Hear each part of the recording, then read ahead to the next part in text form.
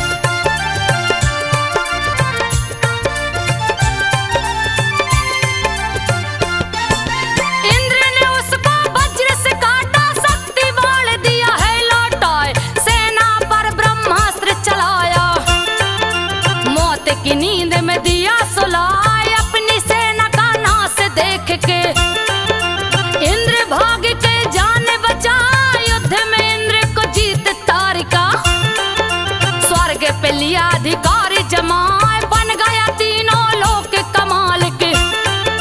दुराचार दिया है फैलाए लगा धर्म की जड़ें काटने।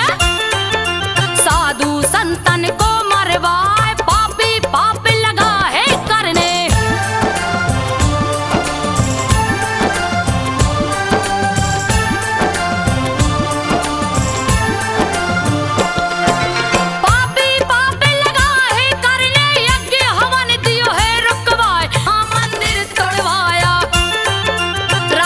राज को रहा चला डर के मारे सभी देवता। ब्रह्मा जी के पास में आए स्तुति कर ब्रह्मा जी से बोले। दुख भरी बातें रहे बताए परम पिता ब्रह्मा जी सुनिए। जल्दी कीजिए कोई उपाय तारक असुर की आग में जल कर। कहीं न देवता भस्म हो जाए असुर ने हमें बलहीन कर दिया।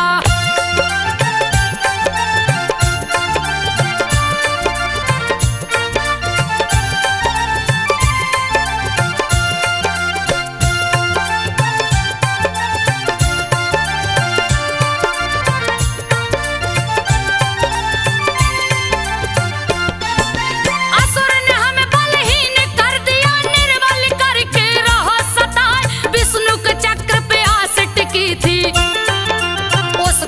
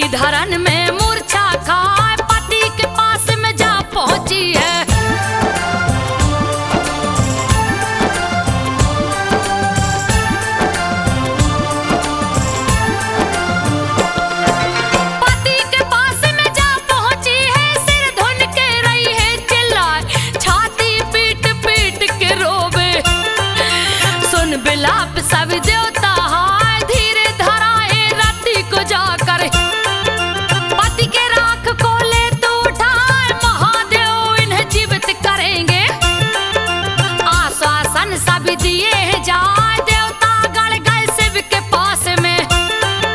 सारी घटना दिए बताए कामदेव की नहीं है गलती। समाधि जग की हितार्थ तोड़ा रति के शोक को दूर कीजिए।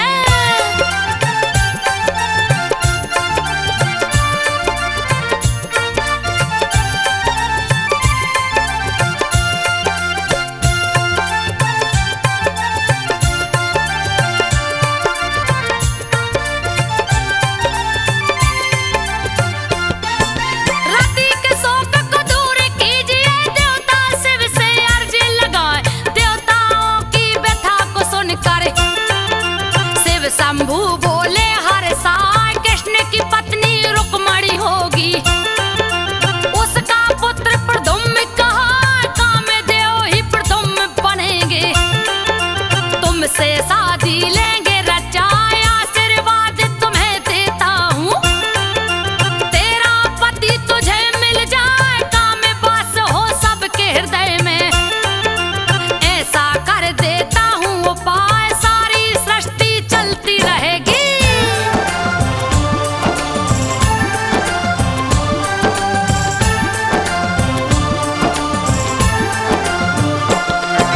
सारी सृष्टि चलती रहेगी सभी देव निज भवन को जाए।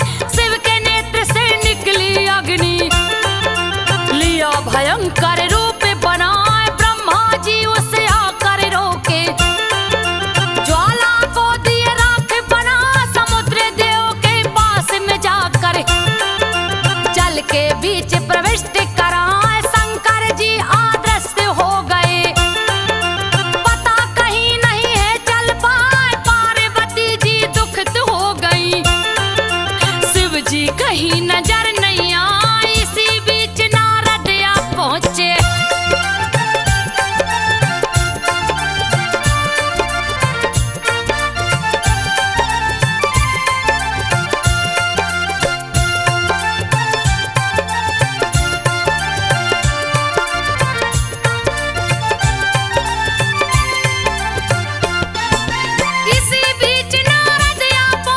रहे पार्वती को समझाए नमः शिवाय का जाप कीजिए। तब शिव शंभु होंगे सहाय हिमालय के शिखर पे जाकर। उमा ने आसन दिया लगाए बहुत ही दुष्कर किया तपस्या। जैसा न कोई दूजा कर पाए अग्नि बीच आसन को लगा कर जपती रही वो नमः शिवाय। 60,000 वर्ष की तपस्या तीनों लोक को दिया हिला। देख तपस्या ब्रह्मा विष्णु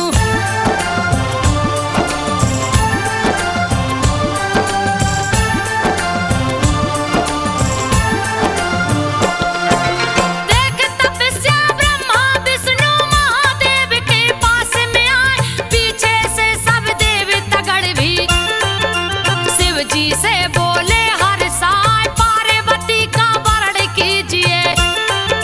नहीं तो देवी अनर्थ हो जाए। पार्वती ने तप के बल पर दिया है तीनों लोक हिलाए। अब से शादी का हट कर बैठी महादेव कोई कीजिए उपाय। तारिक असुर ने उधम मचाया आपके पुत्र से मारा जाए। पापी से छुटकारा मिलेगा।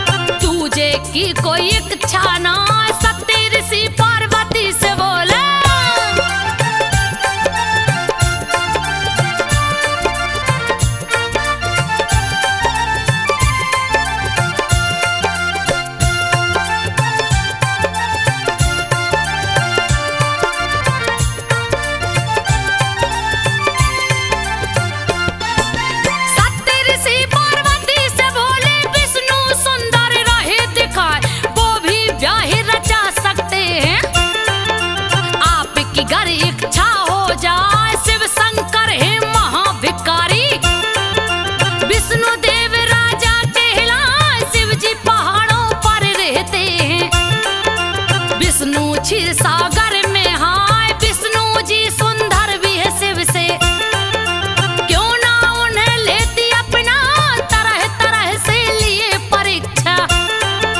पार्वती ना डिगने पाए शिव शंभू से ही शादी रचाऊं।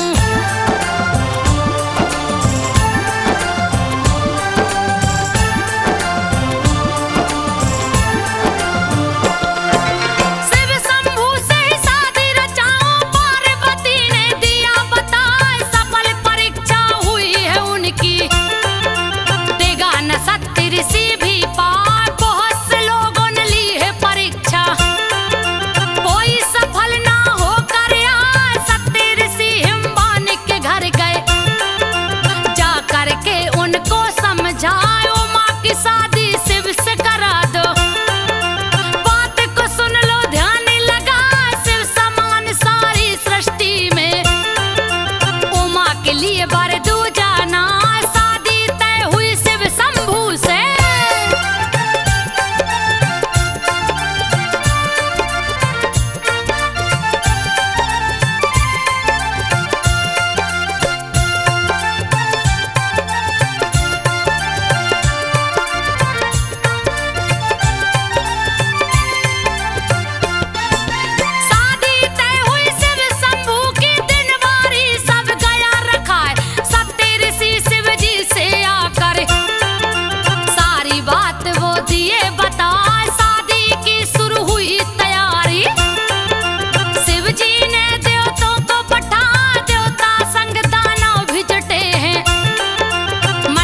विश्वकर्मा जी सजाए तीनों लोक के सभी जुजंतु, शिव जी की बारात में आ चले बराती शिव शंभू के।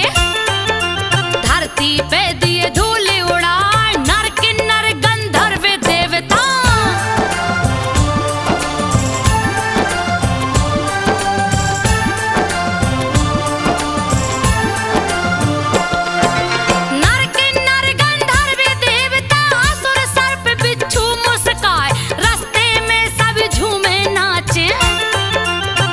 हवेल भी उधम मचाए वृद्ध बराती चले शंभू के, जिनकी गिनती की नहीं जाए। जा पहुंचे हिमवान की नगरी, देख के सारे लोग चिन्हाए ऐसी बारात कभी नहीं देखी।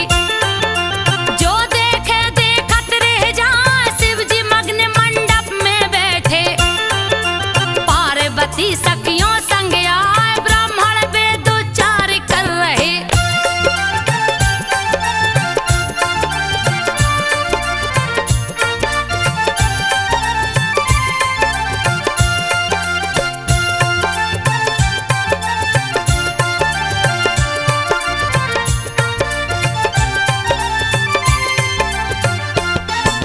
ब्राह्मण वेदोच्चार कर रहे, सखियां मंगल गीत सुनाए।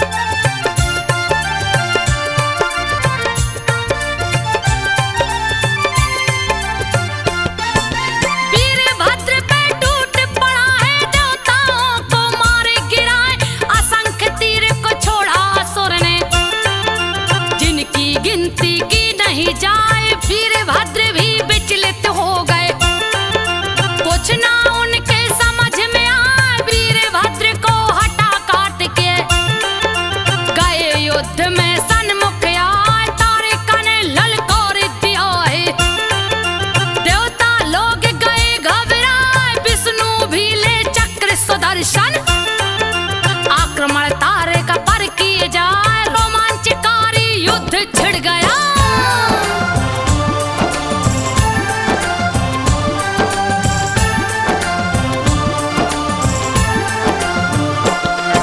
रोमांचकारी युद्ध छिड़ गया, विष्णु ने दिया चक्र चलाए, असुर राजा गिर गया धरती पर, पुनः खड़ा हो गया हुआ, टुकड़े टुकड़े कर दिए चक्र को।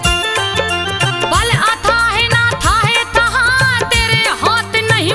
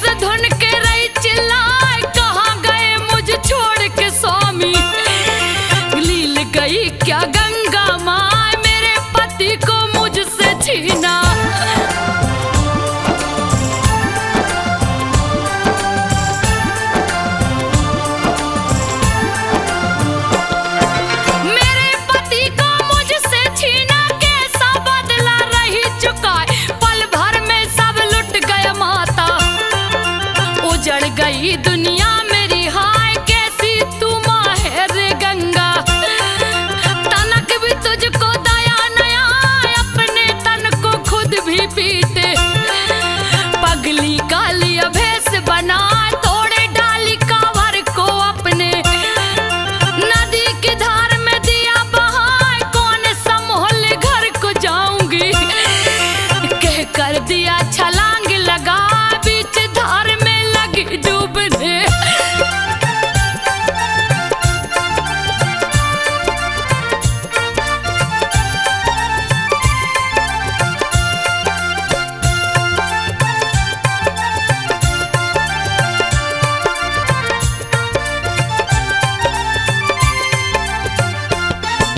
बीच धार में लगी डूबने, लोग देख के रहे चिल्लाए, कांवरिया सब कूद पड़े हैं। उसे खींच के बाहर लाए, हो गई थी बेहोश सुंदरी।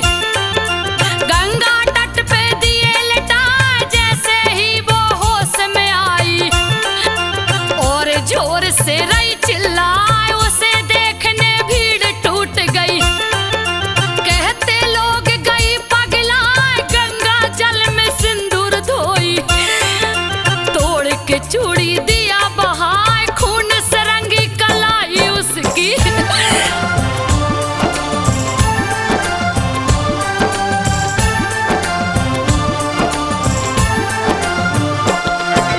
खून से रंगी कलाई उसकी, कोस रही गंगा को हाय। एले चूड़ी एले सिंदूर, बिंदिया भी ले ले तू माँ, सब कुछ प्रवाहित किया गंगा में।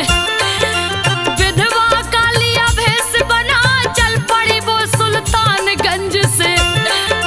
राह में शिव को कोसत जाए, कितनों के कावड़ तोड़ डाली। गंगा जल में दिया बहा, जहाँ भी राह में वो चलती थी। पगली आई लोग चिल्लाए, दूर हटो तोड़ेगी कावड़।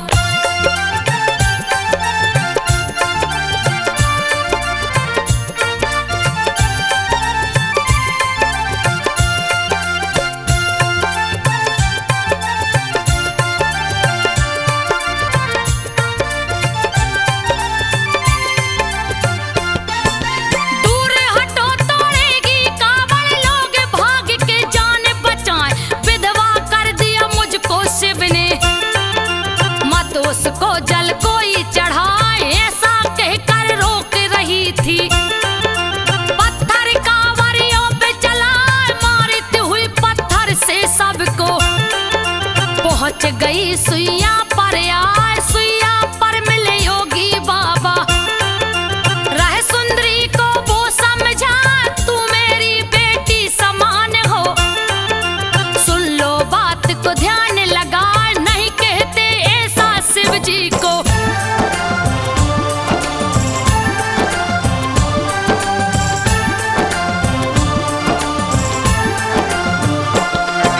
नहीं कहते ऐसा शिव जी को, गंगा भी